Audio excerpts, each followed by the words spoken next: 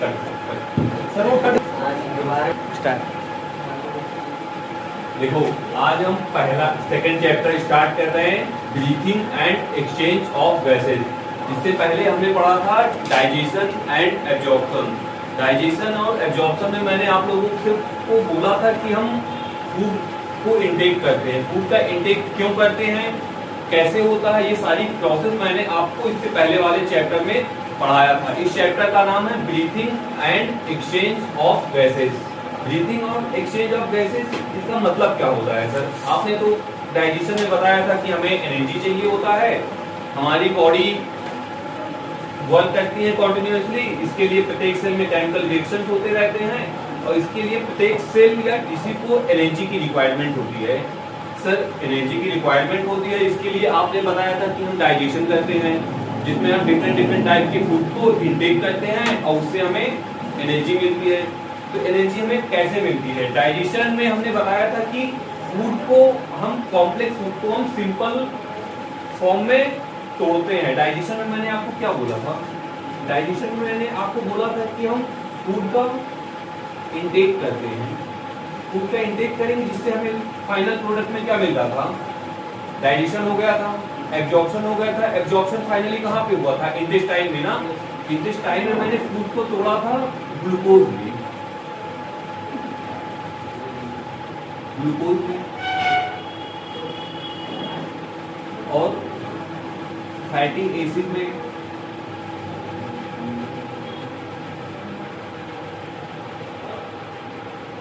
Amino acid में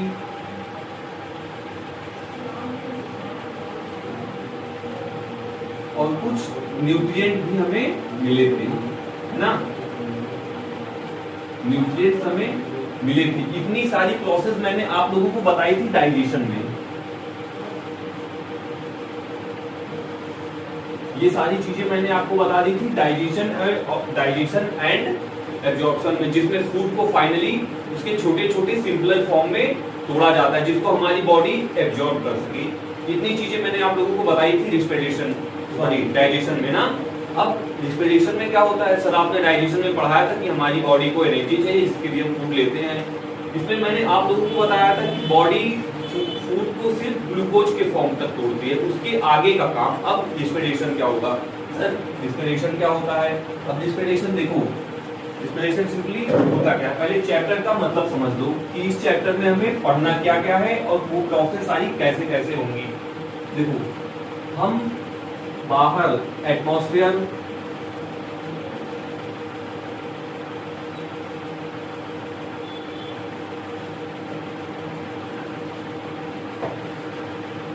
atmosphere में different gases पाई जाती है ना, जिसमें हमें ऑक्सीजन को हम मेनली फोकस करेंगे।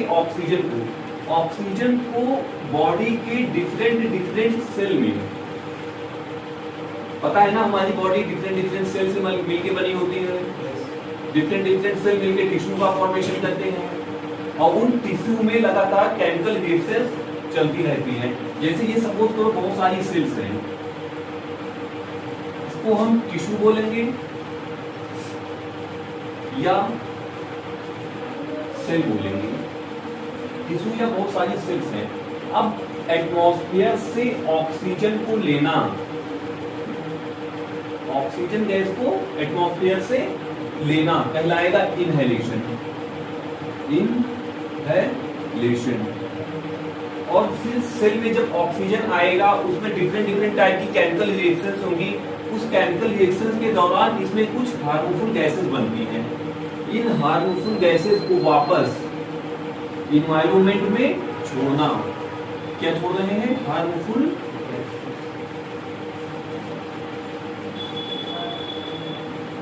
गैसेस। इन हार्मफुल गैसेस को वापस इन्वायरमेंट में छोड़ना एक्सहेलेशन। एक्सहेलेशन कहलाता है। इन्वायरमेंट से ऑक्सीजन को लेना क्या कहलाएगा? इनहेलेशन। इन मतलब अंदर, इन का मतलब होता है अंदर और एक्स का मतलब एग्जिट। एग्जिट मींस बाहर होता है। तो एटमॉस्फेयर से ऑक्सीजन को लेना इनहेलेशन और सेल के अंदर मेटाबॉलिक रिएक्शन के दौरान जो हार्मफुल गैसेस बनी है, ध्यान रखना सिर्फ गैसेस की बात कर रहे हैं अभी, तो जो गैसेस बनी उन गैसेस को बाहर एटमॉस्फेयर में छोड़ना, एक्सहेलेशन, ये दोनों प्रोसेस मिलकर कहलाती हैं रेस्पिरेशन।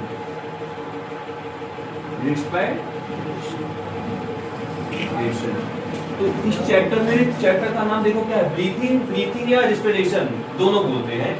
फिर एक्सचेंज ऑफ गैसेस, देखो यहाँ पे गैस का एक्सचेंज हो रहा है, हम किसी से ऑक्सीजन को ले रहे हैं, किससे ले रहे हैं, एटमॉस्फेयर से, और एटमॉस्फेयर कुछ दे भी तो रहे हैं, यानी हम दोनों के बीच कुछ ना कुछ एक्सचेंज हो रहा है। तो इसीलिए चैप्टर का नाम है breathing and exchange of gases. तो सिंपली ब्रीथिंग का मतलब समझ में आया क्या होता है, एटमॉस्फेयर से ऑक्सीजन को लेना और अपनी बॉडी से, बॉडी यानी कि सेल से, कोशिकाओं से कार्बन डाइऑक्साइड गैस को एनवायरनमेंट में छोड़ना क्या कहलाएगा, रेस्पिरेशन कहलाता है।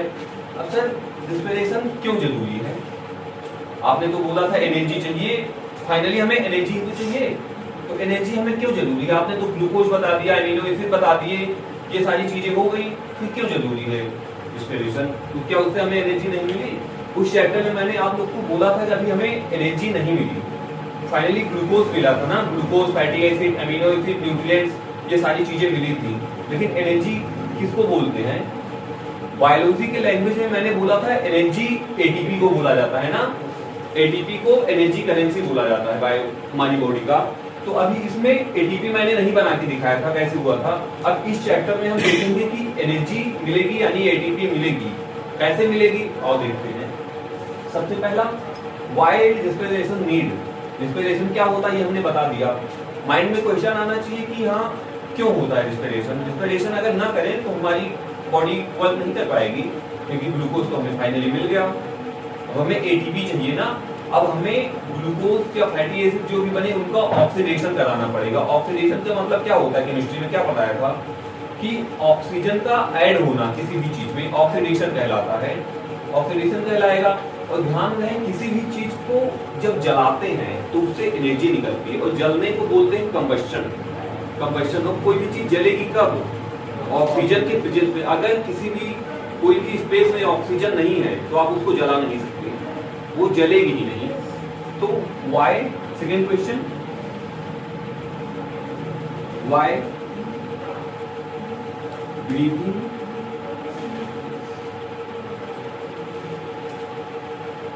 नीड,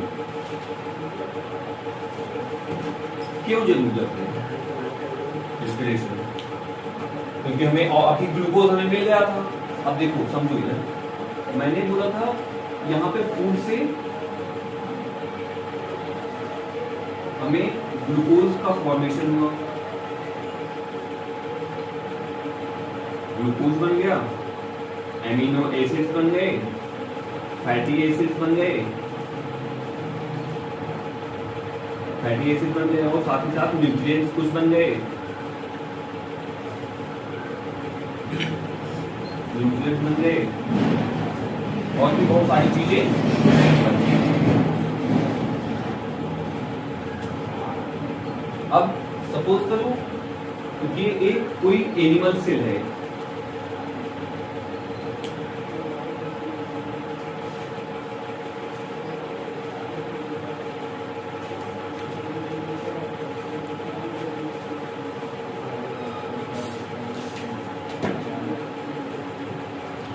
ये सेल, इसमें मैंने एक न्यूक्लियस बना दिया,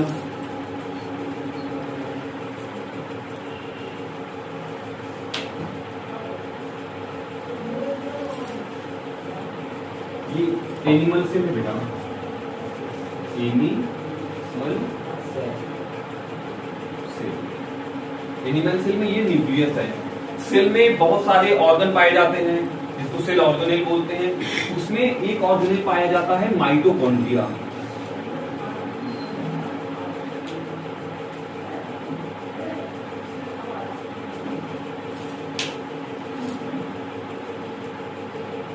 बहुत से ऑर्गन पाए जाते हैं, लेकिन हम फोकस कर रहे हैं सिर्फ माइटोकॉन्ड्रिया में, क्योंकि माइटोकॉन्ड्रिया को ही power house of the cell बोला जाता है। माइटोकॉन्ड्रिया में ही एनर्जी का फॉर्मेशन होगा। अब देखो ग्लूकोज जब डाइजेस्ट हुआ था फिर एब्जॉर्ब हुआ था कहाँ पे, इंटेस्टाइन में ना, स्मॉल इंटेस्टाइन में मैंने बोला था कि सारा डाइजेशन और एब्जॉर्प्शन का काम लगभग सारी समाप्त हो जाते हैं, लगभग 99% डाइजेशन और एब्जॉर्प्शन का काम स्मॉल इंटेस्टाइन में कंप्लीट हो जाएगा। अब यह ग्लूकोज आएगा सेल में,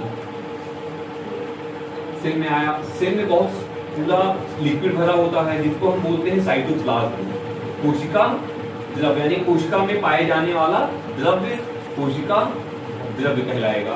यह ग्लूकोज या ये सारे कंपाउंड सारे न्यूट्रिएंट जो हमें मिले कहाँ पे आएंगे, सेल में आएंगे, सेल के साइटोप्लाज्म में आएंगे। अब यहाँ पर ये ग्लूकोज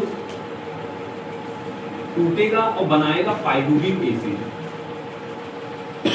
पाइरुविक एसिड बनाएगा, पाइरुविक एसिड बनाएगा। ये बनाने की कंप्लीट साइकिल ही होती है जिसको बोलते हैं ग्लाइकोलिसिस। ग्लाइकोलिसिस क्या होता है अभी ये ना जानो, ग्लाइकोलिसिस हम आगे चैप्टर में पढ़ाएंगे। प्लांट आए, नेम आएगा रिस्पिरेशन इन प्लांट। यहाँ पाइरुविक एसिड बना, अब ये पाइरुविक एसिड माइटोकॉन्ड्रिया में आएगा, माइटोकॉन्ड्रिया में ऑक्सीजन के साथ बाइंड करेगा। यहाँ एटमॉस्फेयर,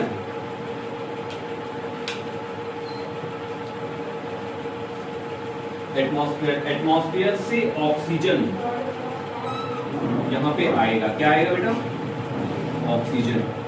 ऑक्सीजन माइटोकॉन्ड्रिया में आएगा और पाइरुविक एसिड के साथ एसिटिल को एंजाइम में ऐसे बहुत सारे कंपाउंड बनते हैं जिसके साथ रिएक्ट करके यहाँ पर एटीपी बनेगा। एटीपी बना, एटीपी के साथ साथ कार्बन डाइऑक्साइड गैसेस भी बनती हैं। इसी एटीपी को हम बोलते हैं एनर्जी। एटीपी बनेगा, कार्बन डाइऑक्साइड बनेगा और NADPH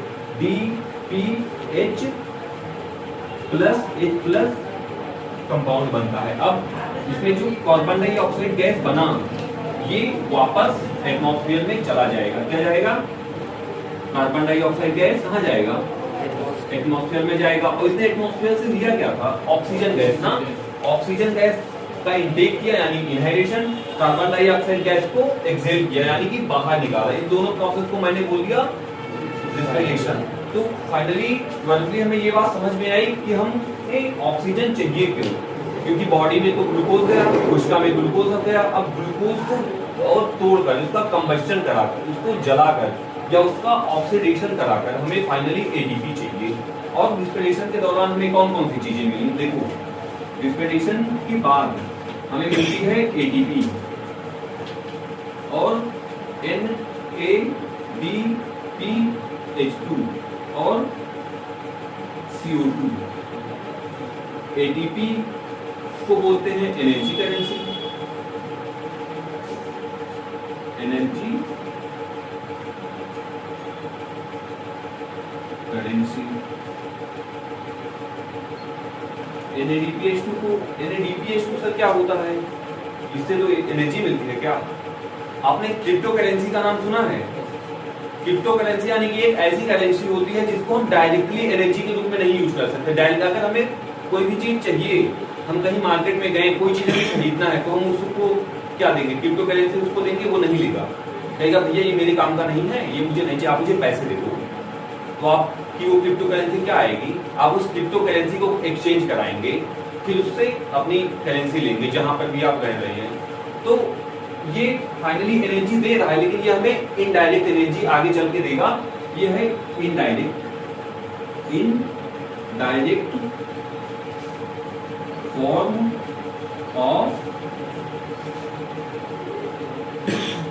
एनर्जी। और ये CO2 बाहर चला जाएगा एटमॉस्फेयर में, एटमॉस्फेयर में ये चला जाएगा। अब ये प्रोसेस आपने समझ लिया कि हाँ एटमॉस्फेयर से ऑक्सीजन को लेना और कोशिकाओं में जो CO2 गैस बनी उसको बाहर निकाल देना, क्या कहलाएगा, रेस्पिरेशन। ये समझ में आ गया कि हम रेस्पिरेशन क्यों करते हैं। फिर अच्छा सर ये तो समझ में आ गया कि इस प्रोसेस को हम बोल देंगे रेस्पिरेशन। अच्छा सर ये बताइए कि रेस्पिरेशन में क्या जब कोशिकाओं में मेटाबॉलिक रिएक्शंस होती है क्या उसमें से गैसेस बनती हैं, तो सॉलिड और लिक्विड हार्मफुल वेस्ट भी बनते होंगे। तो देखो जो गैसेस बनती हैं, गैसों का रिमूवल हम कराएंगे रेस्पिरेशन के थ्रू, और इसमें जो भी मेटाबॉलिक चीजें बनेंगी जैसे हार्मफुल मेटाबॉलिक वेस्ट जैसे कि कोई सॉलिड या लिक्विड, सॉलिड या लिक्विड वेस्ट को हम बॉडी से बाहर करेंगे, उस प्रोसेस को क्या बोलेंगे? एक्सक्रीशन। जैसे कोई लिक्विड बना, जैसे यूरिन, यूरिन भी तो बॉडी में ही बनता है, मेटाबॉलिक रिएक्शंस के दौरान ब्लड फिल्टर होता है, उसके द्वारा यूरिन बनता है।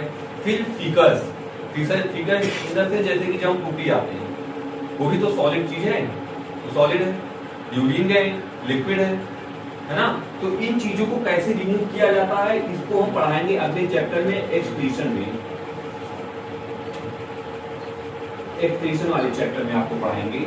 अब इस चैप्टर में हम सिर्फ गैस का रिमूवल कैसे होता है ये पढ़ेंगे रेस्पिरेशन में, लिक्विड और सॉलिड का रिमूवल कैसे होता है ये हम पढ़ेंगे एक्सक्रीशन में, है ना?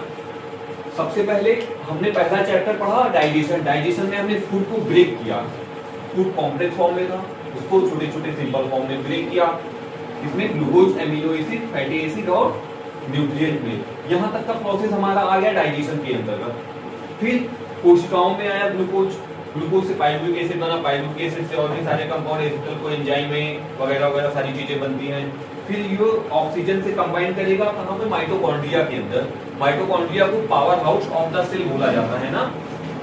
माइटोकॉन्ड्रिया में आया, माइटोकॉन्ड्रिया में आने के बाद वो कंपाउंड कंबाइन करेगा, एटीपी बनाएगा, NADPH2 बनाएगा और CO2 बनाएगा। एटीपी और NADPH2 को हम यूज कर लेंगे एनर्जी के रूप में, बचा CO2 को हम बाहर निकाल लेंगे। ये हुआ गैसेस का रिमूवल, रेस्पिरेशन बोल दिया। कुछ लिक्विड और सॉलिड मटेरियल भी बने, वेस्ट मटेरियल, जिसको हम बॉडी के बाहर निकालेंगे कैसे? एक्सक्रीशन के थ्रू। अच्छा, तो सर आपने पढ़ा दिया, डाइजेशन हमने पढ़ा दिया, एक्सक्रीशन आज पढ़ेंगे, लेकिन ये सर लाने का काम और ले जाने का काम कौन कर रहा है? क्या इसमें कोई वर्क होते, लेबर होते हैं जो ऑक्सीजन को या न्यूट्रिएंट को अपने सर पे रखेंगे और लेके चले गए? ऐसा कुछ होता है? ऐसा नहीं होता। ऐसा होता है सर्कुलेशन, ब्लड जिसमें पढ़ेंगे। ब्लड एक मीडियम होता है जिसके थ्रू सारे न्यूट्रिएंट्स या वेस्ट मटेरियल एक पॉइंट से दूसरे पॉइंट तक ट्रांसफॉर्म करते हैं। इसको हम इसमें पढ़ेंगे blood circulation, blood circulation chapter. Excretion के जस्ट बाद चैप्टर आएगा ब्लड सर्कुलेशन, जिसमें हम बताएंगे चीजों का ट्रांसपोर्ट कैसे होता है, कैसे होने के बाद एक्सक्रीशन पढ़ाएंगे, वेस्ट मटेरियल कैसे बनते हैं, उनका रिमूवल कैसे होता है, ये सारी चीजें पढ़ाएंगे।